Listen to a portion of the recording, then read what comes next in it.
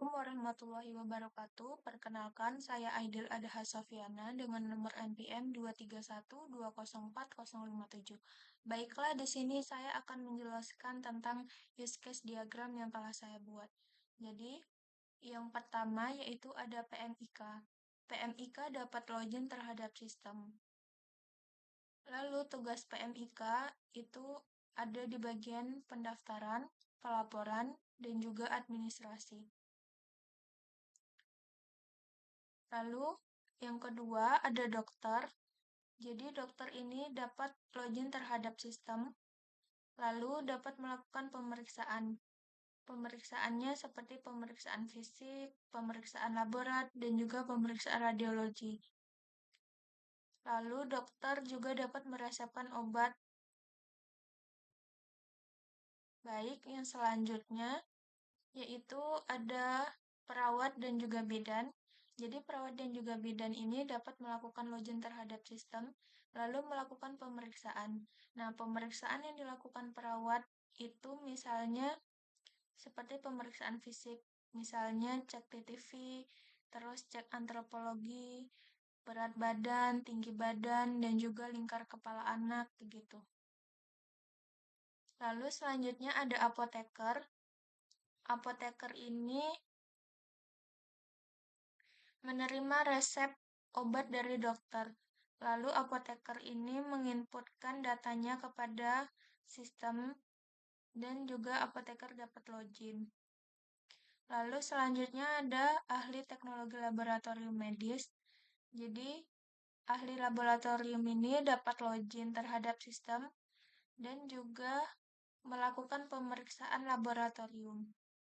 Radiografer dapat melakukan login dan juga melakukan pemeriksaan radiologi. Baiklah, use case diagram saya seperti itu. Selanjutnya, kita akan masuk ke activity diagram.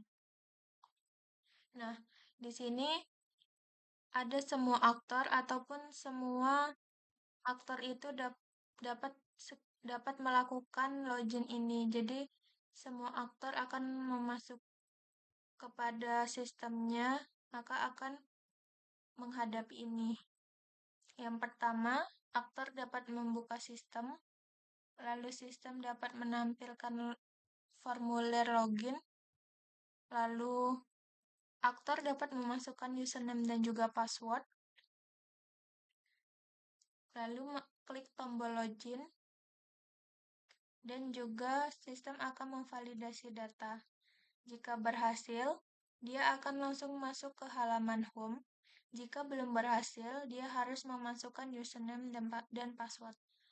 Misalnya, kalau lupa passwordnya apa, kita dapat memilih ganti password, lalu mengisi form ganti password. Setelah mengisi formulir ganti password ini, kita dapat menyimpan apabila sudah benar, tetapi jika belum benar, kita dapat mereset dan mengisinya ulang. Setelah menyimpan form ganti password ini, kita akan divalidasi password lagi pada sistem. Jadi, jika iya, maka dia datanya akan tersimpan dan masuk ke halaman home.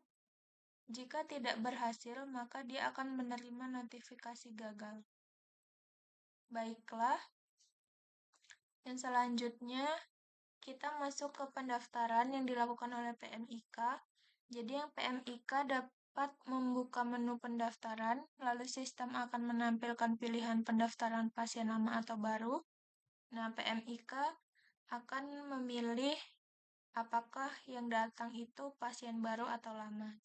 Jika pasien baru, maka sistem akan menampilkan formulir pendaftaran dan juga PMIK akan menginputkan data pasien secara lengkap seperti nama lengkap, nomor NIK, alamat lengkap, begitu.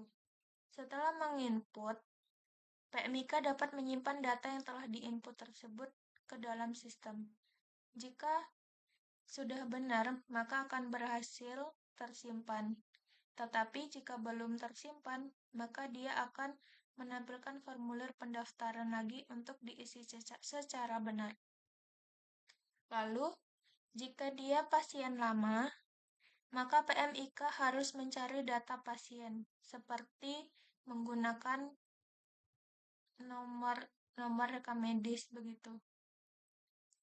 Setelah itu, sistem akan menampilkan data pasien dan juga PMIK dapat menyimpan data yang telah diinput. Misalnya, orangnya telah mengganti nomor telepon, maka harus disimpan dan juga diinput ke dalam sistem. Setelah berhasil, maka dia akan berhasil. Jika belum, maka dia akan menampilkan formulir data itu. Lalu selanjutnya ada dokter. Jadi dokter ini yang pertama dapat melakukan login dulu ke sistem. Lalu sistem akan menampilkan halaman login. Dan juga dokter dapat memasukkan username dan juga password.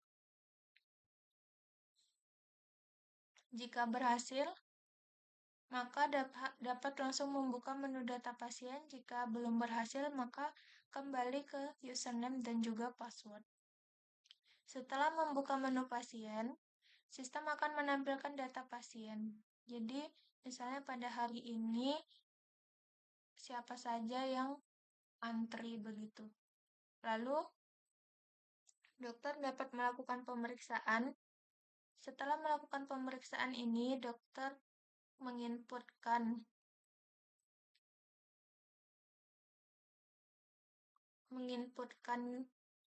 data pasien. Nah, di sini misalnya kalau ada yang kurang bisa diedit. Jika ada yang salah, bisa di-reset data. Maka data akan terupdate secara otomatis pada sistem. Dokter juga melakukan diagnosa atau menginputkan diagnosis pasien yang terjadi, mengirim permintaan laboratorium dan juga radiologi, dan juga menginputkan resep obatnya. Jika berhasil, maka dia akan tersimpan pada servernya. Selanjutnya ada radiologi.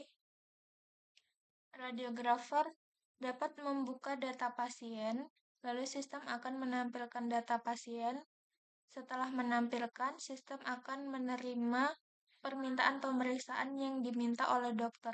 Jadi, dokter mengirimkan permintaan, maka sistem yang ada di radiologi akan menerima permintaan tersebut secara otomatis. Maka radiografer dapat melakukan pemeriksaan yang diminta, misalnya seperti ronsen dan juga USG. Ronsen yang diminta oleh dokter misalnya di bagian toraks dan juga kranium. Dan USG-nya misalnya di bagian abdomen dan juga soft tissue. Setelah melakukan pengecekan ini, maka radiografer harus mengisi dan juga menyimpan hasil pemeriksaan. Jika berhasil mengisi dan menyimpan, maka dia akan jika iya maka akan tersimpan. Jika tidak tersimpan, maka dia harus mengisi dan menyimpan hasil pemeriksaan ulang. Setelah berhasil, maka dia bisa langsung mengirimkan hasil pemeriksaan radiologinya tadi. Hasilnya seperti foto begitu atau video dari ronsen dan juga USG. Jika berhasil, maka dia akan terkirim. Jika belum berhasil, maka dia akan mengirimkan hasil secara ulang. Lalu, ada perawat.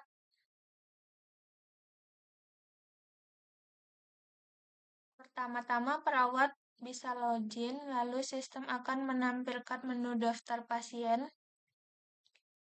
Pada hari ini misalnya begitu. Lalu perawat memilih menu daftar pasien hari ini. Setelah memilih, maka perawat akan memanggil pasien sesuai urutannya dan juga melakukan pengukuran seperti TTV dan juga antropometri.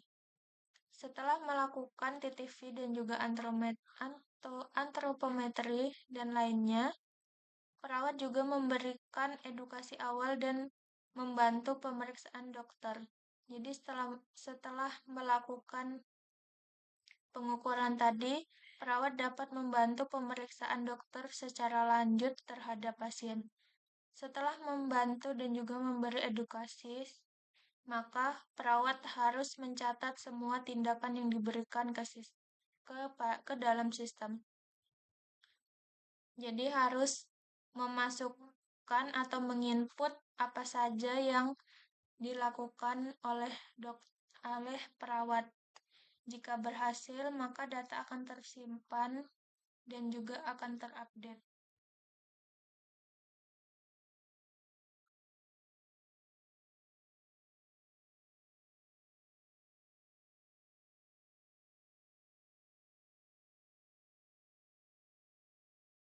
Selanjutnya ada apoteker.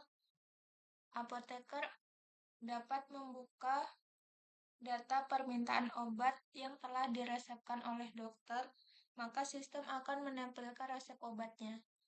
Setelah sistem menempelkan resep obat, maka apoteker dapat menginputkan data dan juga kode obat, misalnya parastamol A01 begitu. Setelah menginputkan data dan juga kode obat, maka sistem akan menampilkan data obat. Jadi ada beberapa pilihan begitu. Setelah ditampilkan, apoteker akan menginputkan billing obat. Misalnya obat yang dibutuhkan ada berapa macam dan apa saja begitu. Setelah diinputkan, maka sistem akan menghitung total billing.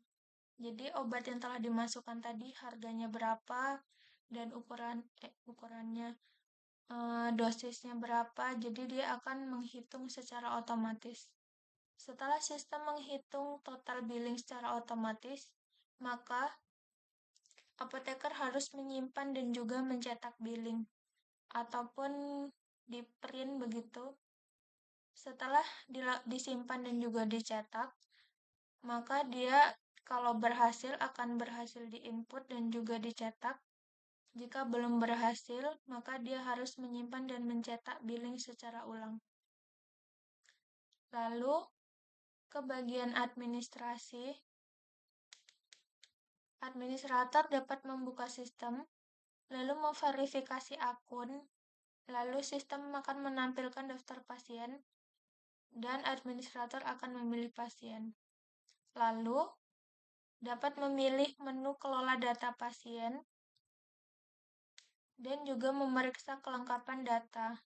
Jadi kalau datanya belum lengkap, maka administrator akan melakukan koreksi data dan juga minta perbaikan. Misalnya tindakan pada pasien atau obat pada pasien belum sesuai atau belum diinputkan, belum lengkap pada sistem, jadi administrator meminta perbaikan kepada dokter, perawat, laboratorium, atau radiografer begitu. Namun, jika sudah berhasil, maka sistem akan menampilkan formulir data biaya dan juga status. Setelah itu, administrator akan mengisi formulir data biaya dan juga status. Jadi, data biaya ini misalnya data obat ataupun biaya obat, biaya tindakan ataupun biaya kamar.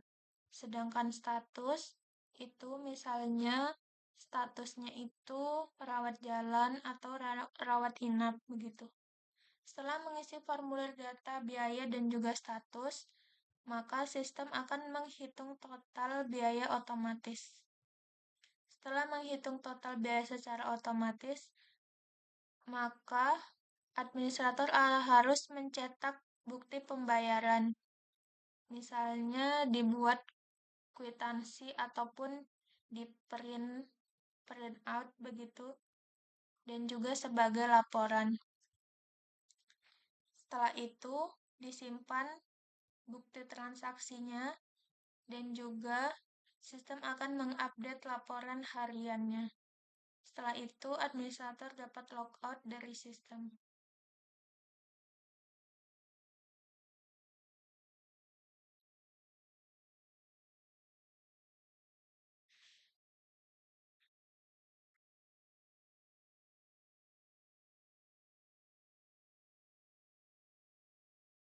Lalu ada laboratorium. Jadi ATLM dapat membuka data pasien, lalu sistem akan menampilkan data pasien. ATLM dapat Lalu sistem dapat menerima permintaan pemeriksaan dari dokter tadi dan ATLM melakukan pemeriksaan yang diminta, misalnya cek hematologi atau cek darah lengkap, cek serologi, cek urin, dan cek kimia darah begitu. Setelah melakukan pengecekan ini,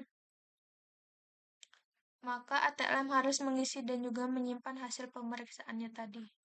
Jika berhasil, maka dia akan langsung tersimpan. Jika belum, maka dia harus mengisi dan menyimpan hasil secara ulang. Setelah disimpan tadi, maka ATLM harus mengirimkan hasilnya kepada sistem ataupun kepada dokter yang meminta tadi. Jika berhasil, maka dia akan terkirim. Jika belum terkirim, maka dia harus menginputkan hasil pemeriksaan ulang.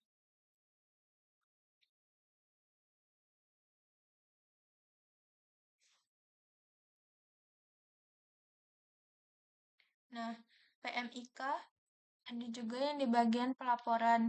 Jadi, yang pertama-tama PMIK dapat membuka sistem, lalu sistem akan menampilkan pelaporan yang belum lengkap ataupun yang perlu direvisi. Setelah itu, PMIK akan mengkonfirmasi kepada unit yang belum lengkap. Misalnya, kepada perawat yang belum mengisi CPPT secara lengkap, begitu. Ataupun dokter yang belum menginputkan diagnosis. Setelah itu, maka sistem akan menampilkan data yang belum lengkap dan unit yang lalu PMIK dapat melakukan revisi kepada unit yang belum lengkap. Setelah direvisi dan juga lengkap, maka PMIK harus mengupload dokumen.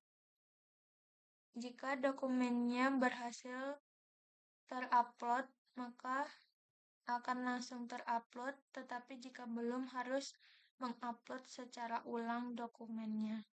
Begitu, sekian pemaparan presentasi dari saya. Saya akhiri, terima kasih.